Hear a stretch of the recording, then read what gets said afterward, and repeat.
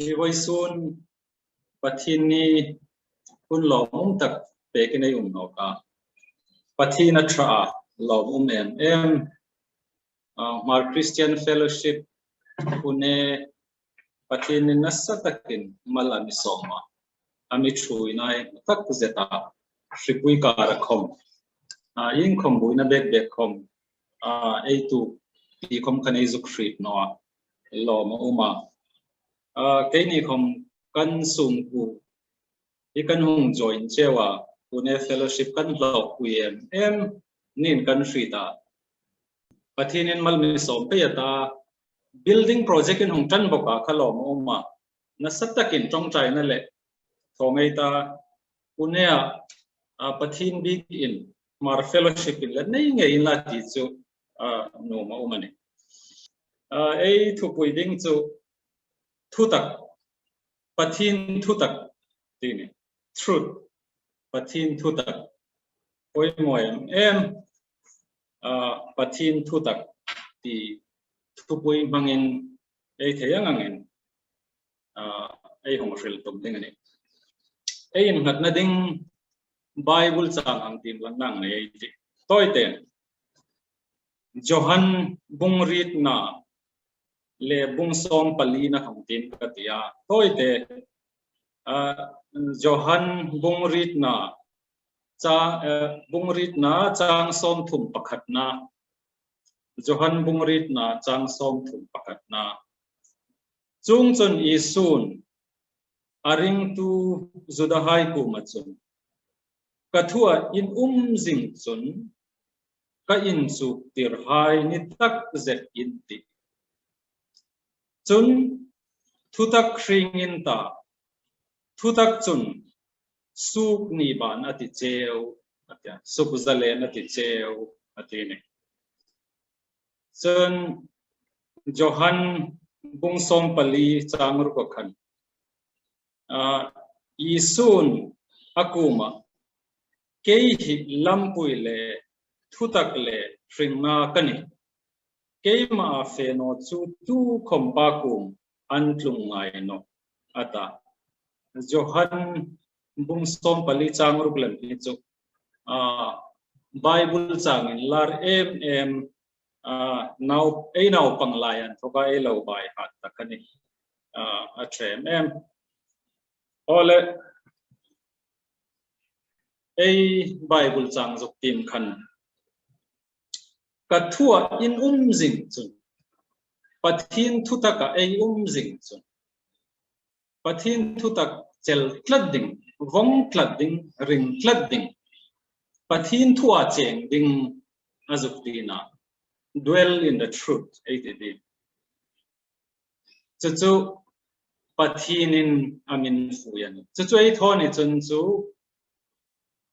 in juk tir hai pathin now hai ni ngei ta chu pathin now hai ni na poi mo em chun thuta ka hin ei hring tlat ani chun chu pathinin amisu zale sulan thoka zale chatun hringna changdinga zale chu pathin thuta ka cheng jing apoi mo em chu ding chun pathin thuta ka cheng sing ding ai ni ti chu pathin now hai men fuya Johan bungsom pali changur klem chu ke hi lampui le thutak le hringna kani atia lampui le thutak le hringna ei zuk ngai tu chet chun chu pathin thu po hi hin afun khom vong ni nan langani hi line khatoi te isu trok tau lampui bo thutak ni bo hringna ni bo athem em ngai tu chet a phun hi isu trong bau in pathin thutak cheng flat apoi moem ema ring tu hai ta ding ei ni hai ta ding chu ei thoding mark mo ania pathin thutak ei ril tran main khovela thutak ei ti ei ni tin khosak na ein en kai na mani ei ro rel na mani ein sarkar na mani thu tak hi mana ti hi apoi mozi toi ten lang trileta thu tak hi poi mo ema ni ti nei kai na kom hin apoi mo tak zetani tu ta ei shipui ei tongra na kom hin Krigeta thutak apoi moen ema thutak hi thiltam taka hungsuk dok no ni nei sita I apoi ema ahungin tran na dam lepan thokan si mamani China hai lakchun anhil dok num no thil dok hai sin la chu thutak hungin dok sin la chu scientist hai damin medical scientist hai dama intina mani hi adau dan ding dam achalem dam nan shri digana ti dam chuntu ta second wave khom shri ngai ta sarkarin thutak tak kha mi pui ko ma hil dok no manyo ti ding damin ti hai thuunga kom tam tak election campaign an thonu ma mani an nole mela khan kalkha tho hai sin lan ti mani ti hai dam mitam takinan shring nan chan vaccination to high dam anole mithi ingza man ti high expert committee dang sarkar ne din high dam kha khang high advice dam kha anlak tak takam ti high dam tam takha ngai ru theding ena uma thutak andok no ti chu mitam takin airing la ani mo thutak a poimo ein ro rel na hin chu India rambak khomani su no ne ram changkang hai khom America common election result hai mana ai sun chu thiltam takachu ring ha ding kam tu ina matter kha court a khom ta tu kun supreme court ala fem ne ba I mana thudi tak kha tu mahat le mana indik takin ti hai khom kha ring la thei ding wang in thutak apoi mo einen bol na hin ole chu khovel ting thilania an chu ni lo ni sin la apoi mo tak chu pathin thutak ei shring na ei lam pui pathin thutak hi apoi mo be kan pathin thutak ruk chu chang lo in ning lo I nga khom asoi thei lo atia bible isai bung som li na kha changri na khayan chun chu ei pathin thu ro phi chu chatunen zingati ati ngo pathin thu hi chu chatuna zing in ningai lo sam som thum pathum na chang som pakhat na khan lalpa rem ru chu kum kuin data alung rila angai tu na hai chu sun po chenen data ati pathin thu hi athren ema pathin thu ta in ning thei lo bible chu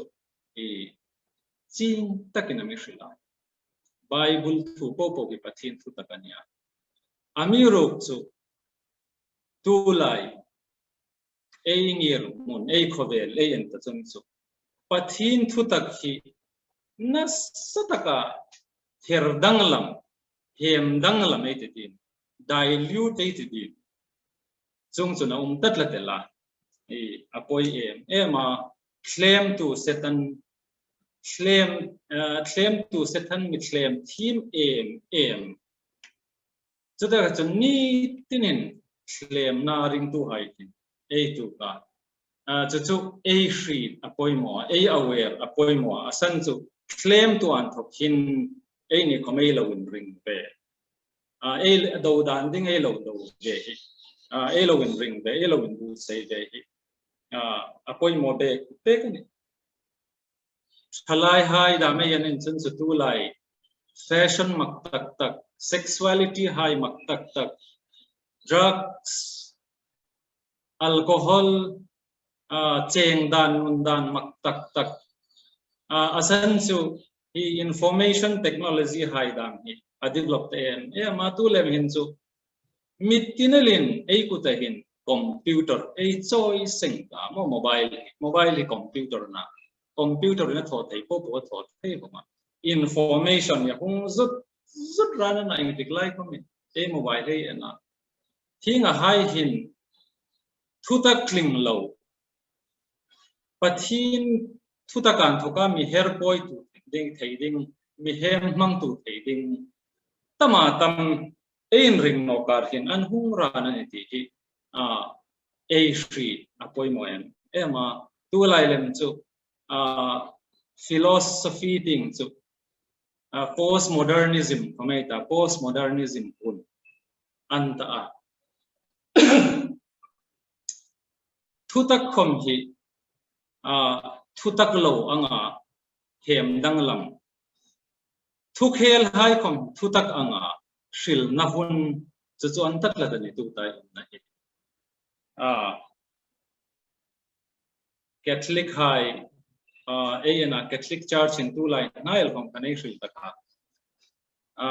gay movement high dan church coming Catholic high lem to Protestant high let taman ni lem chu strict an na anik dam hin an hung pom thu ta dam an langa I thu tak hi adai lu na satem hem danglamin na satem ane asan chu I manai te chun chu claim to Satan mi claim to theme back ni tinin available in ami thora na tu hai hi chu lei chun ein ring na sata tula chu Bible illustration pani pathum chu hang ene ta claim to Satan claim theme back hi ami beirana ni tinen evile dam kha ang ene ti Genesis akhan Genesis book thumna akhan in motak in hang ti mel ka ting he hun lai lung lai taka thing auma chura ru chu pathinin in fak ding anino to khom in tok ding anino chung no chun thingin ti ati ani ata rule chun no mai ku ma chun thino topin ti in fak ni a in thok chun in mit hung varata asule atha shri in pathin ang in hung ni ding ani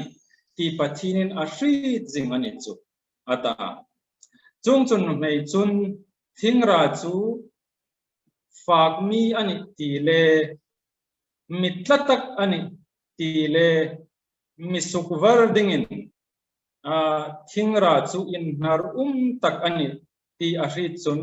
ara then khat chu alowa afaka chun apasal uma chun apeka ama khom chun afak ta atia Genesis akanei muwa ei thluk na thina sul hungin tanna ei thla tu Adam le Evian topin hi Bible thu da kai zukti ma chun chang thum na ril kha pathinin athupe kha pathinin in fak ding anino hi thing ra hi chu to khom in tok ding anino chung no chun thingin ti atia pathin thupe ka khan I zuk hri buiding le zuk hri thim no ding chu hi na thak no mo zuk ngai tu chet in la ko ambiguity no hrim ani hi thupe ka hi thing ra hi in fak ding ani no to khomin tok ding ani no chung no chun in thi ding ani atia chu zuk hri buiding thak no nei chu ang ching bek je chu pathin thupe ke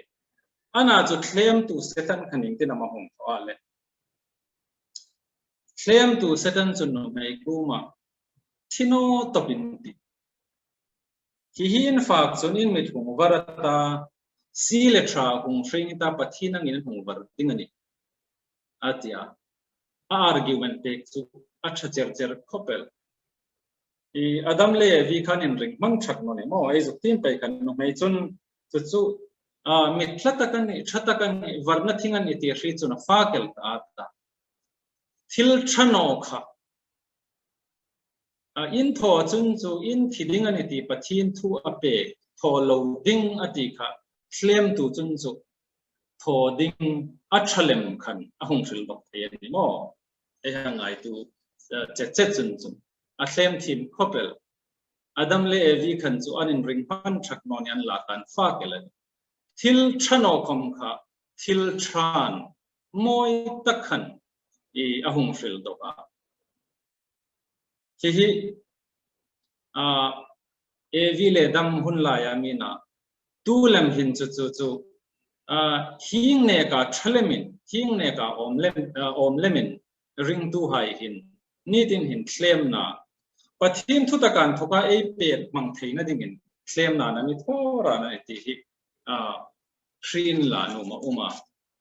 ein vem fin pugna sa tu le ema chu zawa pathin thu tak chel tlat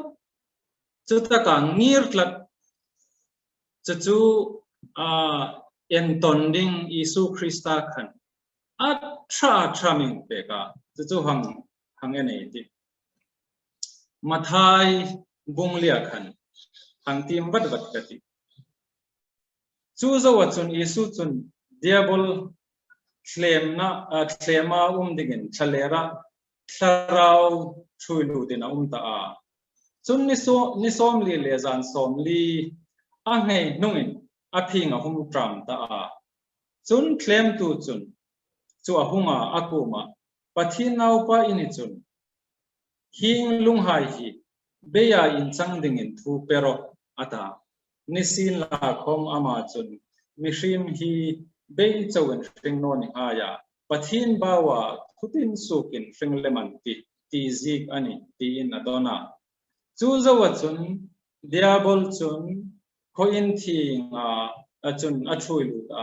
pathin big in sip zuma chun asia chun akuma pathin now in chun tlatharo ichung chang chu avantir ko hai chu thu peng ata an kutin dom anti che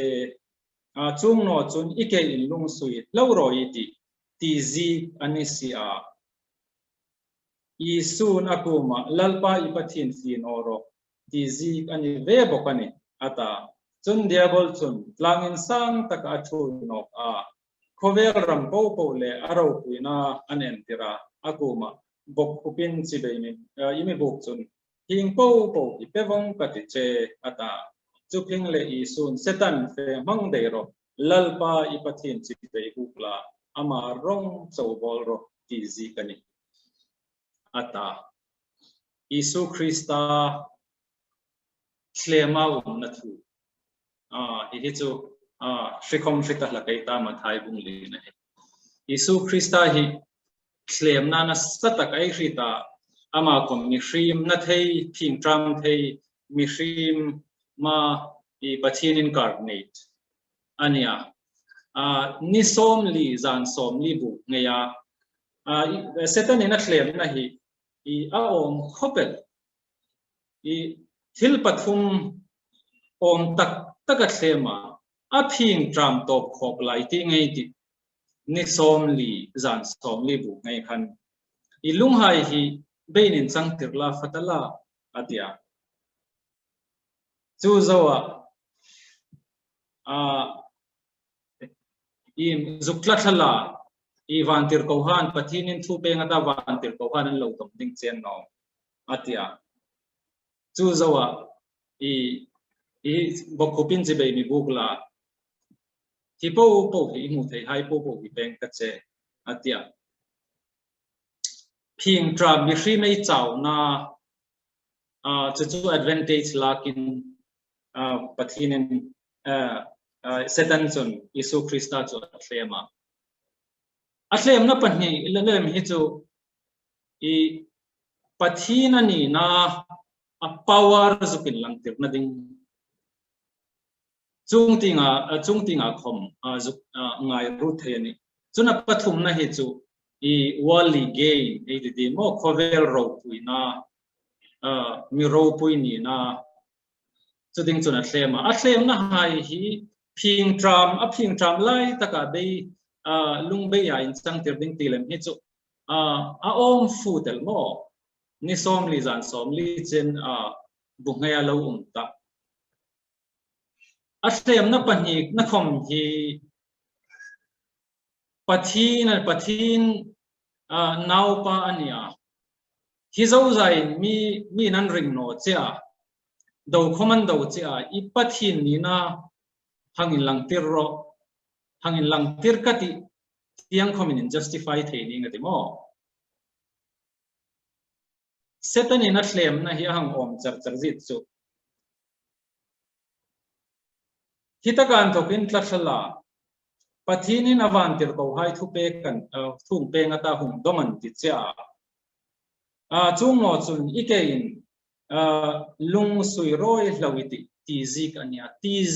ania atini pathin thu scripture mangin I setanin athlem ani awom khopel athlem na kai enani chun hi sam som pu pakhat na chang som pakhat le som patni na kha setanin kha akwat ani mo sam som pu pakhat na hi mosi azik ni dinga ring ania sam he rita za som ngan tokin som sari som rit lai hi lal davitin azika tlom te bung khataman som pu pakhat na le som pu na manikha mosi in azika a special ma som pu pakhat na lem hi chu pathin in tabernacle thalera anbol zonia pathinin pathin thuina kha mosin alom talu ropuyati talu pathin rengim na chu a background na hi azi kani atia Israel high command ngai em chu scripture chu besanin setanin Isu Christa atleman awom khopel Isu Christa khala yang yef munjuk en komin juk tho zau khachu e ni nin la chu e thon woman e chun chu e thon na san argumenting zalo mai pe mo phim tram huna hai ni sin la e ring na hai ring no tu ha na sataken mi do hai sin la khom hangin entir kati ti dam anole e power hangin hu tir num na dam khovel thil taka thonum nge ta e thonum na san kha asan thatak argument thatak khom kha tam tak pek ding nei ti mo ana chu Isu Christa chun pathin thu kha aman tlata hi setanani ami thlem na hi thilthra anno om view sin la kom thilthra anno setan an thoka hu su pani tia shrita thutak aman tlata chung chu zikan nom I pathin chu fin orati zikan no ata Deuteronomy bung ruka mi kha akwata don relani apoi mo min chuk ding atam em any tin khosaka hin yang thlem na hi voi in zamai tu ting mo thlem tu thatak tak thlem tu lak chu thim sia om tak khovel thil Isu Christa kha khel khil di mani mi hlem di mani tul that di mani chungang thil chuna thlem no topel a thlem na hi ani na enin thil om tak a thlem ani ei ni na mi anin thalai ha yamani anno la tu khomnin la ei ni na mi anin om takin setanin ami thlem ra na ei lo tluweza wel dim ei lo thoza wel dim chulei chon pathin na mi hril athu thatak fel tak kim tak chatuna indang lo ding hi ei man tlat apoi mo an ei chel tlat apoi mo em an tu lai ka zo hril zawai khovelem chu post modernism tita philosophy ting Bible in su ting su thai koma string in ta history enani chun chu kha Isu Christa zawa in Roman Empire kha 5th century AD lai khan Christianity khom in a hung in converta ana chu Roman Empire khom kha apung tlua khatagan thokhan 17th-18th century AD vel chen kha the dark age khom atia middle age khom atia khalai khan sakhuna ting chu Catholic Church khanami thu ya in kim kha blind faith ring na hai kha ring topel 8 until to hai kha to topel scientific inventions hai kha ala no a khalai khan philosophy ting khan chu mai so na ami ruk to scientific inventions khala no le khan 8 till to hai ko kha I blind faith and khan la fia 16th century AD and thokan namte ten scientific inventions high discoveries high natrana Renaissance high the great awakening 80 ku Europe high ku na natrana sa khuna ting khom 16th century khan Reformation Martin Luther high John Calvin high khan an hung trana khakhan modernism ahung in trana modernism khan individual ka central focus ahung ta mistream any individual ka ein nai thupui ta ema modernism ahung khan chun thiling kim kha scientific foundation anayam science in approved hayam science in ingtina mahila ti khai hungai saktalema mitam tak chun modernism ahung khan in a sakhuna religious belief ha hidam te tenang significance ahung plom pe ani antia ana chu chung khom chuni chung kher no mitam tak chun scientific inventions ha in science ahung progress in sakhuna tinga thudik religious fact high religious truth high pathin thu dikhai science in dam te na hung proof lema chule chon modernism ahunga scientific invention nei in pathin thu hi ahung suk det lem ani ti pol khom chu an tho science in a real fi thelo miracles high ingi mani pathin tu hin tam tak pathin thil tho ei muran lai tam tak hi chu in the common dikani science in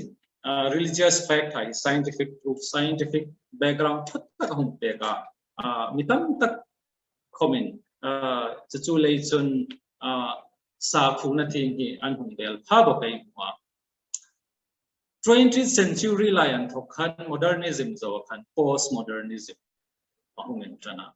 postmodernism in su in aiding a relativism tina skepticism aiding philosophical term so postmodernism till indik le andik no absolute yes absolute no ti ta no shim postmodernism tu tai na he chu umzani wangan ta athano khom hi avel in an thrila chata hung fil theinan tatla tu tai ama thalowi ti hai ka tu hin so any a society en koldan confring ti thano 80 hai ni hun la ya ai dam na tu hin so okay anita thangthar hai ta ding so mitam tak chun Ravi Zachariah shimi preacher in lar deuka amalem khan chu postmodernism hi chu tu lai ta evi le dam lai khalai khan in trantir lai khom khan lon tran dei dan no setanin evi le dam athlem ku kha postmodernism in dik takani ka thil thalo kha thil thang ina hril te ka oi thei ding in chu tu lai ei mir munani judiciary da mai na mo judiciary hi dan high interpret to ding imei ding executive sarkarin rowen rel na hi chu political ingimani hi ani hin an hawa obligations an hawa twin dik no hi chu tam tak ei hrit kar the no ni judiciary rokin chu thudik man tu ding ai ring ana chu ko ta hai da me hang fia mo supreme court hai dam high court hai dam an argument hai da me hang thilin dik lo tak ukil han thataka an hang argument hi chu aja chai kom hin an dik no ne tin hrit khoma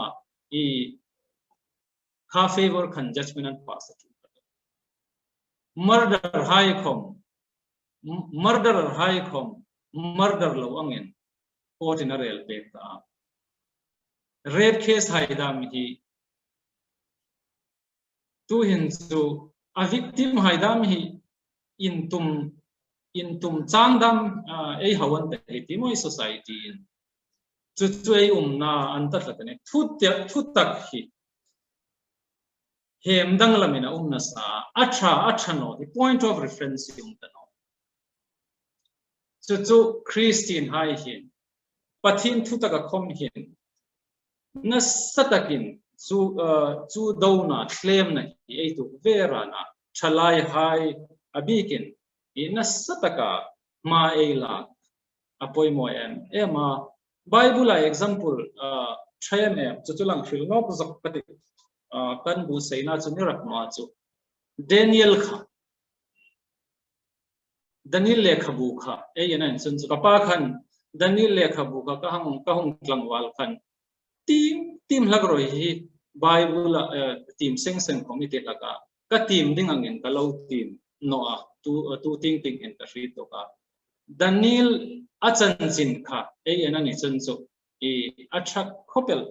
Daniel bung khat na khan ei hang team lang zak ka Nebuchadnezzar khan Israel kha azuruna azun ne I thupe kan ne yani kha I athui tu aspenas fu machum Israel now high mithen khat lalchi nge mile mitrachi nge lalchi royal family mitra noble family ain thoka hung nge hung chuiding in Australia anni chu play role dem kailo dit taklem varna powa thim shrit na konga bengwar shrit na in thu takhremi lal inangir dinga theina neimi anni dingani chun kaldai trongle thim na in chuk ter dingan ne bokanin ni chu chungang chu I thlang dingin lal Nebuchadnezzar khan I aroi hai kha thua pe ka anni chu lal chun kum thum sung achoma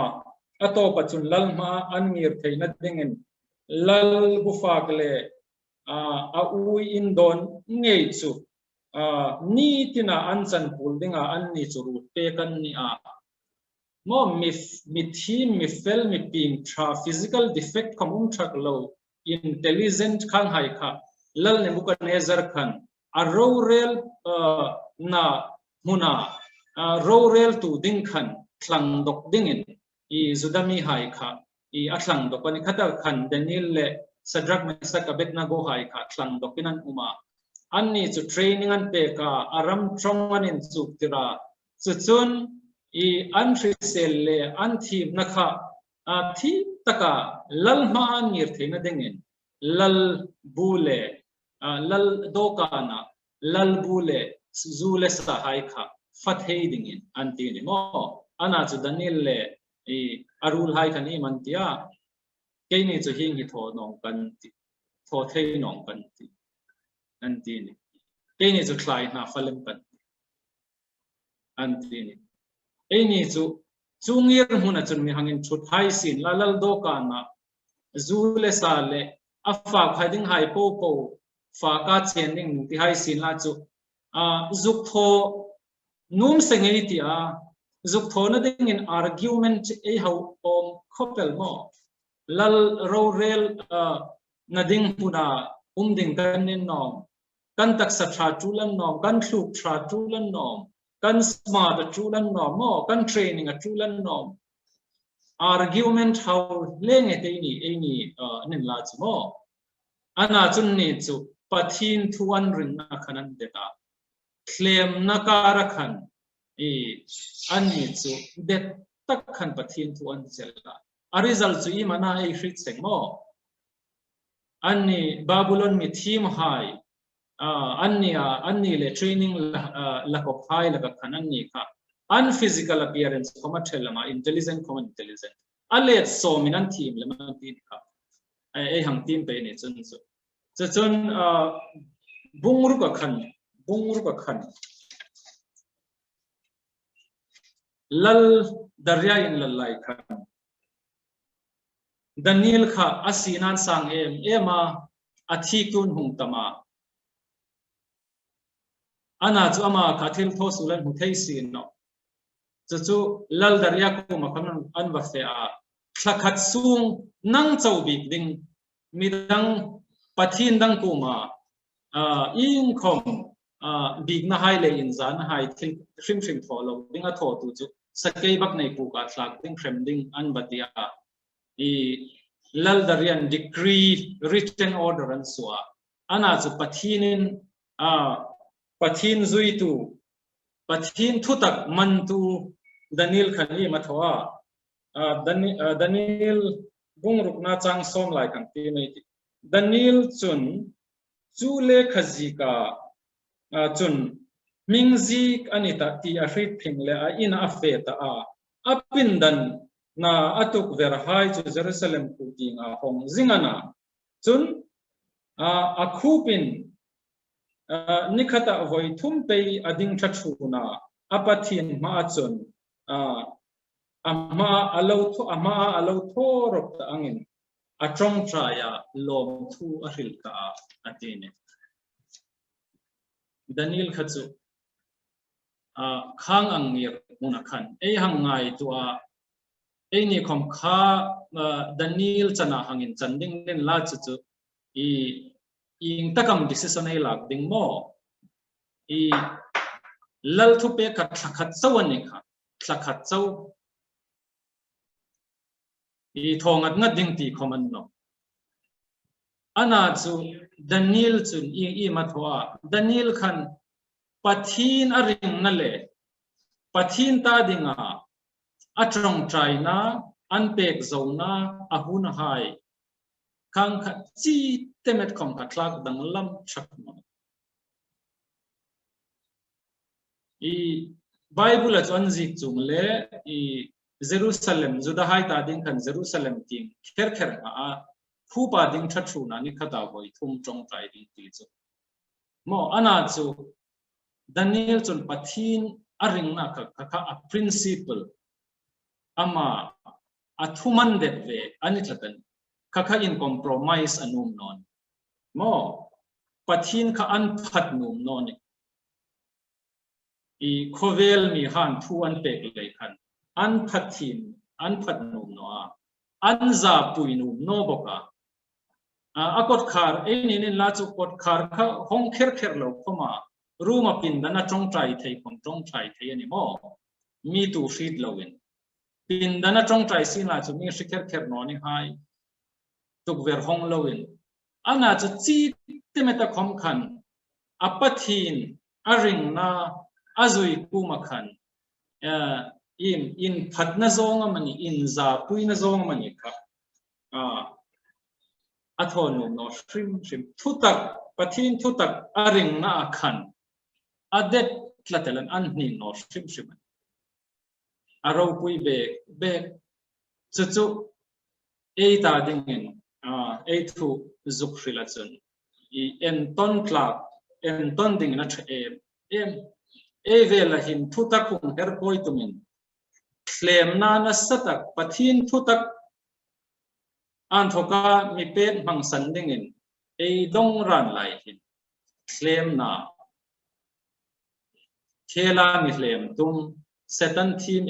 ami thoran like in isun example amin entira Daniel fring thua hin example tra moving auma pathin thuta kai ring na pathin ei ring na pathin ei chel tlat na pathin thuta kai cheng na hin in compromise ding ei ne pathin in za pui ding ei ne chu ring tu han ei tho ding chu Bible chang zu ti mang ang khan chu pathin now ni na zalen na sandam na ring na ei lang pui chu ring tu hai ta ding ani ni har sa chu har sa nga ta mi rim hi chau takai nia thu tak ei man na hin mi rim chu yan ding an no koi mo ta mi rim ei an ni chun chu i ei thut ni ma ti mo mi rim chu pathin mi takai ti hai ko han hai khom ei zu ngai tu chet chet chun chon in thui dan dam ei nan chu thil tam tak ei ngai no dan khom umati mi ri me nan chun chu hi pa na thua chu khom chu na thua ke khom hang tho ve no ningam poi be be ka ti mi ti ka hung mal ni chu le chon thu tak ei kal choi na pe ring tu hai thu tak ei cheng na hin thu tak ei chel chat na hin pathin enei ta pathin chau thu tak chu pathin na Bible hin ami frila eila zom lo eila tong lo thu tak po chu fel takin Bible pathin thu ami frila chu ei chel tlat chu taka ei cheng chu pathinin ami ditani anau hai ta dingin chu toi tia ei fril thei chuni pathinin ei thu fril chu ei renga ta dingin mal mi som be ko se